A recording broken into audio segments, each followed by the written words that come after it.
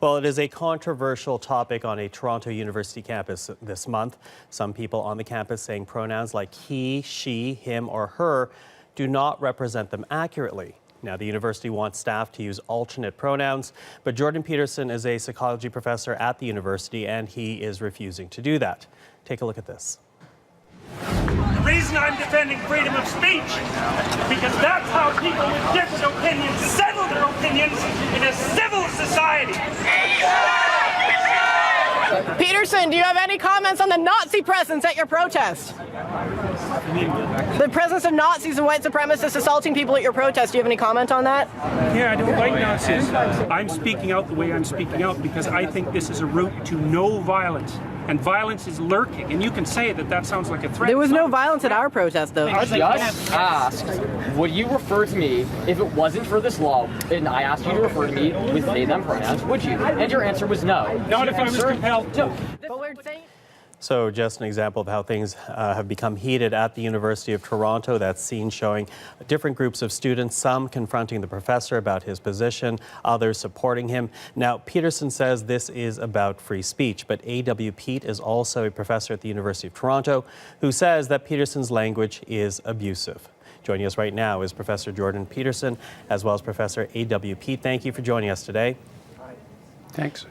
Professor Peterson, let's begin with you. Why are you against the use of alternate pronouns?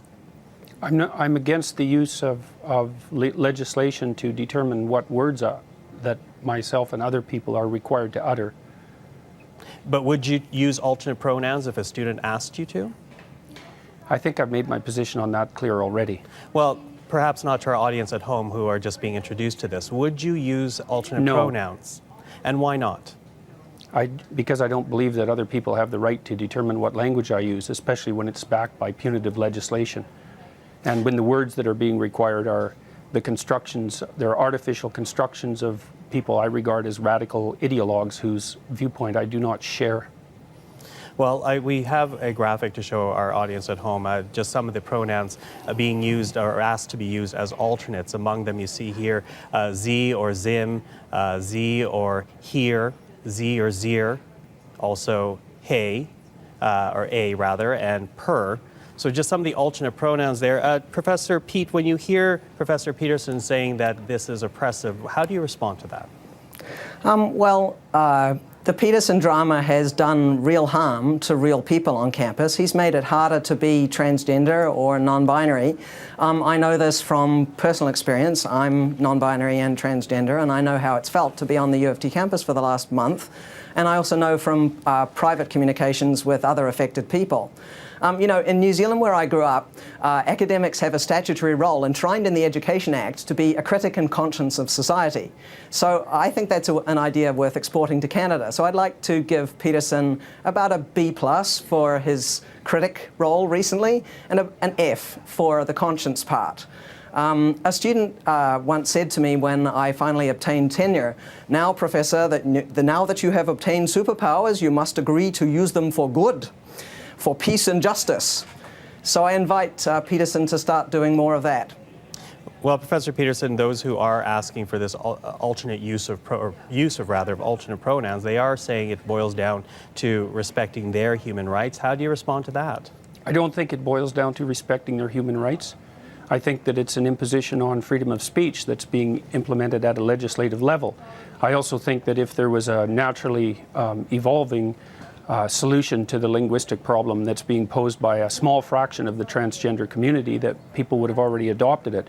We've never had a situation in the usage of English before that required legislation to produce a transformation in the manner in which people spoke. It's a very dangerous precedent. So it's one thing to tell people what they can't say. So for example, we have legislation making it illegal to do such things as deny the Holocaust. It's a completely different thing to demand that people use certain words when they're formulating their own ideas. And I mean, it's also absurd. I mean, here's one thing that's happened that I don't believe the formulators of this legislation ever foresaw. So in New York City, for example, there are now 31 protected gender identities. And I see no reason whatsoever why each of those gender identities can't demand the use of their own pronoun. And that absurd things like that have been happening on the University of Michigan campus, for example, where students have been given permission to tell faculty members and others what pronouns they're to be addressed by, and they're multiplying rapidly out of control. So the law is bad from an ethical perspective. It's sloppily written, and besides that, the solution that it imposes is practically untenable. Well, sorry, excuse me for jumping in, but I want to bring in Professor Peet here because we did show those words to our audience at home, and perhaps the control room can show it to our audience once again. When you look at those alternate pronouns, I think it's fair to say that some people will see that at home and see that as very unwieldy, if you will. What do you say to those types of criticisms, including the one that you just heard from Professor Peterson? Well, I'd like to encourage people struggling with this to be kind as their first impulse. You know, we call somebody what they want to be called in our society. For instance, I don't call somebody Julie if they prefer to be called Jordan. That's just basic human courtesy.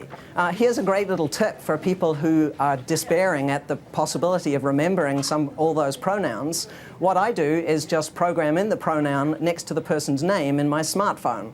So whenever I'm out and about and I've forgotten whether one of my trans friends uses ze or zer or they or them or something else, I just look it up and it's really super easy. One thing I'd like you to really look at in regard to this controversy is to watch out for who's getting centered in a discussion. Political correctness is code that powerful people use when they're annoyed that they're actually not the center of attention in any given discussion. And Bill C-16 is actually not about cisgender people, it's about protections for transgender people. And that's not, it's not about Jordan Peterson. So, we should have people learning to listen more. We have 2 ears and 1 mouth for a very good reason. When things get political, I like to ask who benefits and who gets to decide the rules of the game. So, mostly with this Peterson controversy, which is really just a small drama, a tempest in a teapot, he could just get over learning to program a few pronouns into his phone. By the way, I only have half a dozen or so that I actually use on an everyday basis, so it's not all that difficult. Professor Peterson, sorry, Professor Peterson, I'm going to jump in because I think Professor Peterson wants to get in on that. Yeah, well, kindness is the excuse that social justice warriors use when they want to exercise control over what other people think and say. So, if we're bandying back and forth our differences in values, I would say that the highest possible value is truth, and that one of the concomitants is that we need stringent protection for freedom of speech so that we can utter the truths that we see fit. And I think that that's a value that's much higher than kindness, for example. I mean, there's lots of situations in life where kindness in the immediate present is not the appropriate way to react at all. But so, for example, when you discipline children, you often hurt their feelings in the short term so that they can learn to behave properly in the medium to long term so that their lives go well. And so this automatic assumption that the people on the social justice warrior side of the equation are motivated only by kindness when they're also clearly motivated by power is something I find completely untenable. And I don't think that Peet's solution to program my cell phone so that I can remember what names people need to be called is a reasonable solution at all. We're actually supposed to now use electronic devices to bolster our ability to speak freely in case we offend someone? Is it so difficult to remember a pronoun? You remember somebody's first name, you remember their telephone number. I mean, I think that it's I don't very, remember very people's true first names that very easily, and I don't remember their telephone numbers very easily. And when I see a stranger, I call them by the pronoun that seems to be in accordance with their presented appearance. And that's you they being appear lazy, that way. Jordan. That's you being lazy. I think there's a very high value that we should also be aiming for in addition to truth. By the way, throughout this whole controversy, I have told the truth at every turn. So, trying to imply that that's not what's happening on people on the social justice, am I a social justice warrior? I don't know. But I think that we should be aiming for pluralism. This means recognizing more than one set of fundamental principles, fostering independent cultural traditions of minorities, and being willing to share power with people who are different than you. I think if you just stop centering this whole controversy on yourself and how hard it is for you to accommodate genderqueer people, well, have a little bit of sympathy. I mean, those of us who are trans encounter much more greater indignities every day and every week of the month. For example, have you recently had a bank employee accuse you of trying to masquerade as yourself at a bank and then locking down your ATM card and credit card so that you can't use any money? those are the sorts of problems that trans people face every day, being out of housing, being considered, considering suicide. These are really big problems. My refusal to use pronouns because left-wing activists want me to use them has nothing to do with whether or not trans people are having difficulties in society. And I'd also like to point out that I've had many letters of support. Problem, isn't it? I've had many letters of support from trans people, and they tell me that the trans activists don't support them, and most trans people Jordan, actually wanted to be referred to as he or she. Doesn't mean they that weren't you my are friends. Untransphobic. They just weren't because my you friends. know a few people, just because you've talked to a few trans people, you don't know the trans community like the trans community does. You've got no idea what it's like to be trans. Professor Pete, Professor Pete, I'm sorry to interrupt. Let's let Professor Peterson finish his thought, please. All right. So, the trans activists aren't proper representatives of the trans community because they haven't been elected by the trans community. Nobody elected you either, Jordan. I'm not speaking for anyone except myself, and on behalf of other people, perhaps who want to maintain the right to free speech. I'm not claiming that I'm a representative of white people or white men or any other group. I'm speaking on behalf of myself, and so I'm not taking. But Professor Peterson, let me jump in there, though, because we have seen an evolution of language. There are words that we don't use anymore. Not by legislation. Well, legislation or not, there are words that have evolved. We don't use, for example, I'm Asian. I would bristle if someone called me Oriental. That is an evolution of how we use words. How is this different, whether legislated or not? I understand legislation is how it's different. I understand legislatively, but if at the heart of it is to allow a student to study free of what they feel is discrimination, why not help that along? I already made my case for why not help that along. I believe that this legislation is extraordinarily dangerous, and there's other elements of it too that we haven't even got to in our society yet, like the protection for gender expression. And I've looked at gender expression in the Ontario Human Rights Code, and as far as I can tell, gender expression is best summarized in a single word: fashion. No. Because it's the way that you present yourself in public with your clothing and your manner of dress. And so I also think that the legislation that we are bringing forth with Bill C-16, and that's already in place in places like Ontario, also makes fashion criticism something akin to a hate crime. And because there's been so much noise about the identity component of this, we haven't even talked about gender expression. This is appalling legislation. And the idea that referring to someone by the pronoun of their choice is going to radically improve their status in society or their mental health is a completely unproven assumption. I think it'll have exactly the opposite effect.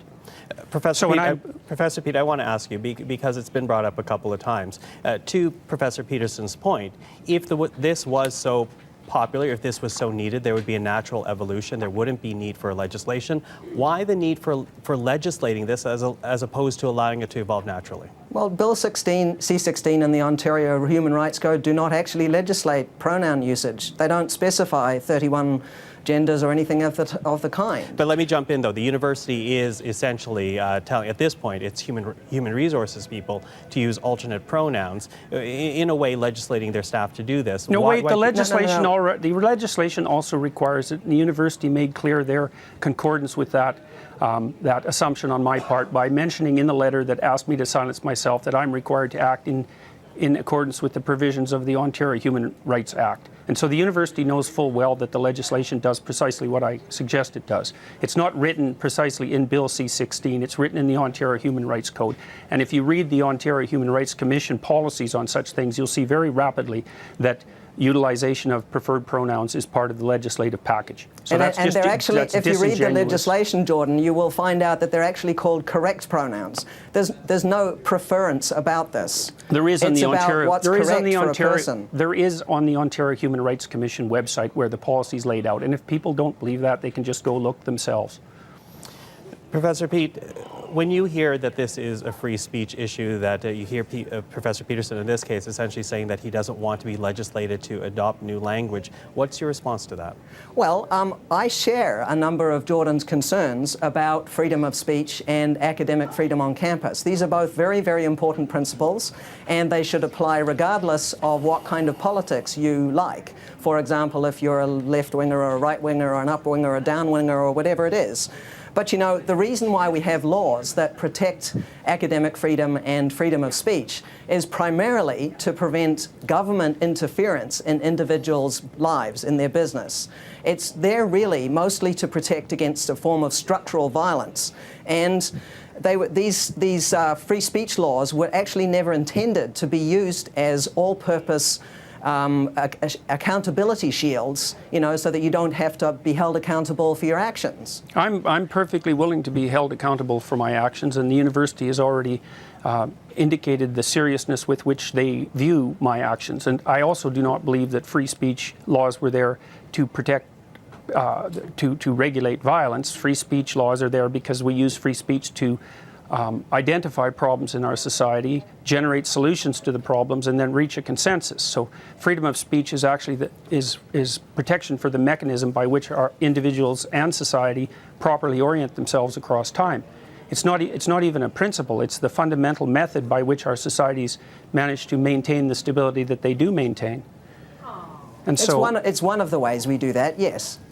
Well, I would say that it's the fundamental way. So, and I mean, I think we could have a reasonable discussion about that, but because freedom of speech is so tightly tangled up with the means by which we solve problems, I mean, I think, you know, and then I talk, but I get corrected when I speak publicly, and the fact that I'm being corrected constantly by the people that I'm speaking with helps orient my speech properly and helps orient public discussion properly. And I can tell you, too, that if there wasn't something absolutely vital at stake here that had a lot more to do than with just simple kindness, there wouldn't have been millions of people watching, for example, the assault that took place during the free speech rally that was held a few days after I released the video, which I see that CBC conveniently omitted to include in their video clips at the beginning of this interview.